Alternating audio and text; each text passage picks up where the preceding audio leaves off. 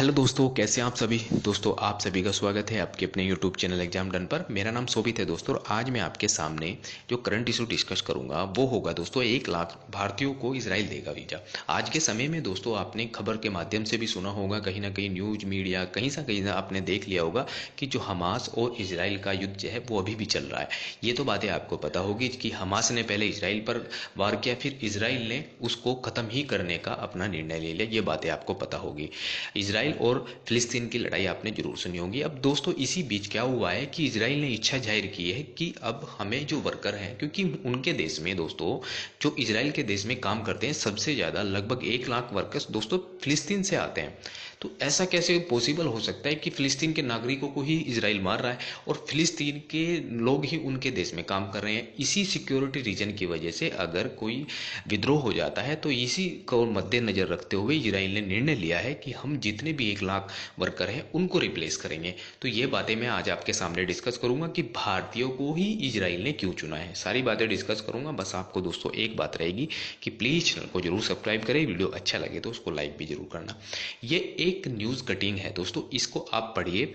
Israel look to hire 1 lakh Indian worker to replace Palestinian, ये report है। ये दोस्तों एक रिपोर्ट है, ये कोई ऑफिशियल डॉक्यूमेंट नहीं है कि कोई गवर्नमेंट टू गवर्नमेंट कोई बात वार्तालाप हो गई है जिसके माध्यम से ये बात निकल के आई है कि क्या 1 लाख भारतीय वर्कर जाएंगे इजराइल में काम करने। ये कोई ऑफिशियल नहीं है। वहाँ की जो कंपनियां हैं उन्होंने ये बातें बोली है।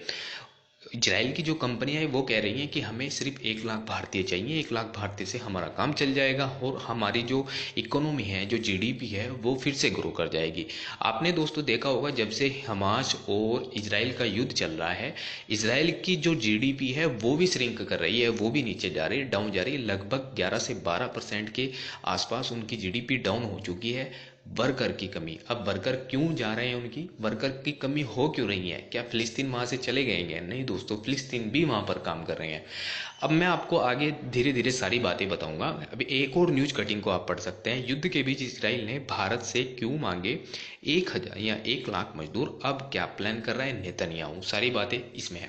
पहले तो दोस्तों इजराइल की आबादी बात करते हैं कि आबादी है कितनी। ये आपको एक डेमोग्राफी एक चार्ट दिख रहा होगा, पाई चार्ट दिख रहा होगा। इसमें आप देखिए 74% वहां पर जूस है। ये तो बातें आपको पता है कि यहूदियों का देश है, अरब नेशन में बसा हुआ है, एक यहूदियों का देश है।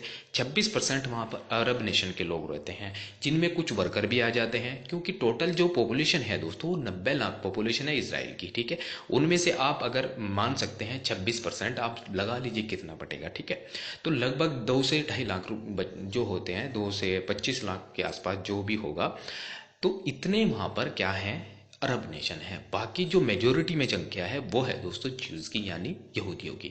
तो ये भी बहुत ज़्यादा रोल प्ले करता है, क्योंकि वहाँ पर जो सबसे ज़्यादा लोग रहते हैं वो यहूदी रहते हैं। यहूदी के पास क्या होता है, जब वो जाते हैं, जब भी मतलब उनकी जो एज हो जाती है 18+ हो जाते हैं, तो उनको मिलिट्री ट्रेनिंग लेना बहुत ज़रूरी होता है। अब मिलिट्री ट्रेनिंग इस वजह से वो लेते हैं क्योंकि हमारा जो अस्तित्व है, अगर हमारा अस्तित्व ही नहीं रहेगा तो हम क्या करेंगे जी कर। इसी वजह से वो हर अपने नागरिक को मिलिट्री को ट्रेन करते हैं। तो कभी भी अगर युद्ध की स्थिति ऐसी बनती है, क्योंकि वहां पर मिडिल ईस्ट के अंदर ज़्यादा मतलब वार चलती रहती है, इस वजह से वो जब भी कभी उनकी ज़रूरत पड़ती है तो उनको बुला लेते हैं। अब उनकी ज़रूरत पड़ी है। ज़रूरत कैसे पड़ी है, अब भाई किसी को जॉब करने का या मिलिट्री में जाने का तो शौक नहीं है। अब जब शौक नहीं है तो वो क्या करेंगे, कोई अपना कारोबार करेंगे, कोई फैक्ट्री या कंपनी में काम करेगा। कंपनी में काम करने के बाद क्या होता है कि अब जो उनकी गवर्नमेंट है उनको चिट्ठी भेज दी है कि आइए अब अपने हथियार उठा लीजिए, जिनको ट्रेनिंग दे रखी है। ठीक है, तो कुछ वर्करों की ऐसे कमी हो गई, कुछ फिलिस्तीनियों से रिप्लेस कर रहे हैं। अब फिलिस्तीनियों से रिप्लेस क्यों कर रहे हैं, रिप्लेस दोस्तों इसलिए कर रहे हैं, इससे बदला कर रहे हैं, क्योंकि वहां पर आपने पता होगा कि जो इजराइल है वो हमास पर चढ़ाई कर रहा है। हमास के कुछ वहां पर इनके जो सिविल नागरिक हैं वो भी मारे जा रहे हैं। तो कहीं ना कहीं इससे क्या हो सकता है कि उनकी कंपनियों में कुछ विद्रोह भी हो सकता है। इसको मद्देनजर रखते हुए इजराइल ने फैसला किया है कि हम जो 1 लाख जो वर्कर हैं जो इजराइल के अंदर काम करते हैं, फिलिस्तीन के जो वर्कर हैं, उनको हम वापस उनके देश भेजेंगे और भारतीयों को हम हायर करेंगे। तो थोड़ा सा सिक्योरिटी रीजन के हिसाब से भी जो इजराइल है वो चाहता है कि जो भारतीय हैं उनको हम हायर करेंगे। अब भारत की जो मैं बात बताता हूँ दोस्तों कि सैलरी कितनी मिल सकती है। अगर सैलरी की बात करते हैं तो आप देख पा रहे हैं जो इंडियन रुपी है वहाँ पर शेकेल चलता है दोस्तों, ध्यान रखना है। इजराइल की जो मुद्रा है वो शेकेल है। अब जो वहाँ पर जो इंडियन रुपी है 21.64 मतलब 21 रुपये, जो 22 रुपये के आसपास मान लेते हैं कि एक जो शेकेल है वो 22 रुपये के आसपास है। अगर ग्रोस सैलरी अगर मान के चलते हैं हम, वहाँ पर एवरेज सैलरी की अगर बात करते हैं, लगभग एक वर्कर, एक सिविल नागरिक या सिविल कंस्ट्रक्शन जो वर्कर होगा वो लगभग 3 से या 2.5 लाख के आसपास वो कमा लेगा। अब इतनी सैलरी मिलेगी तो कौन जाना नहीं चाहेगा इजराइल में। अब दोस्तों सबसे बड़ी, अगर आपने इकोनॉमी की थोड़ी टर्म को पढ़ा होगा, जैसे वहाँ पर अगर आप 2.5 लाख भारत के परिप्रेक्ष्य में कमा रहे हैं, ऐसे वहाँ पर आपका खर्चा भी हो जाएगा, क्योंकि वहाँ पर महंगाई ज़्यादा है हमारे चीज़ के मुकाबले।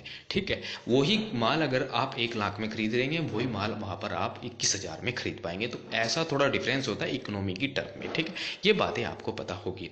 तो अब इसमें दोस्तों इजराइल की ज़रूरत क्यों है भारतीय कर्मचारियों की, ये बातें आपको पता होगी।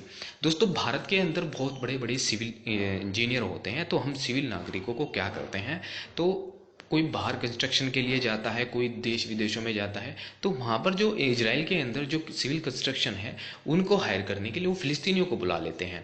फिलिस्तीन वहाँ पर जाके वर्क करते हैं। फिलिस्तीन जब वर्क करते हैं तो वो, अब फिलिस्तीनियों क्या होता है कि फिलिस्तीन के आपस में, तो इजराइल और फिलिस्तीन तो आपस में लड़े हुए हैं। अब उनको सिक्योरिटी रीजन के लिए इस हिसाब से क्या करना कि हमें भारतीयों की तरफ देखना है। अब भारतीयों के, भारत अच्छा मित्र है भारत के, और हमारे जो इजराइल के संबंध है वो बहुत घने हैं।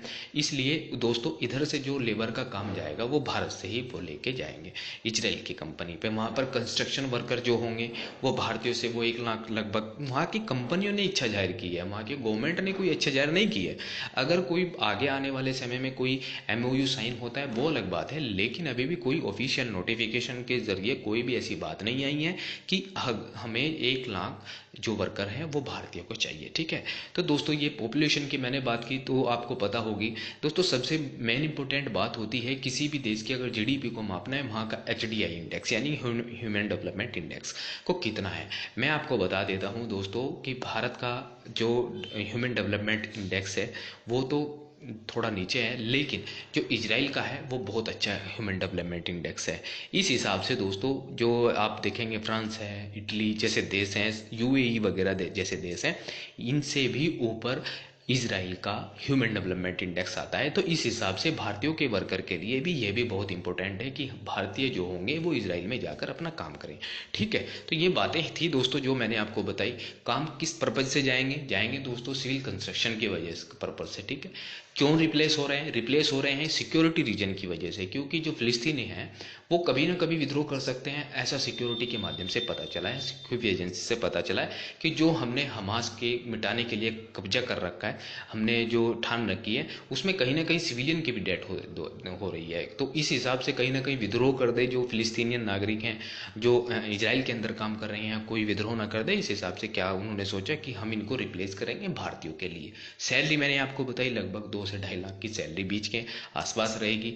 अब ये तो बातें आपको, सब बातें मैंने इसमें बताई हैं दोस्तों। वीडियो कैसा लगा, थोड़ा इन्फॉर्मेटिव वीडियो था, ऐसे ही प्रकार से मैं आपके लिए वीडियो लाता रहूँ। चैनल को जरूर सब्सक्राइब करिएगा।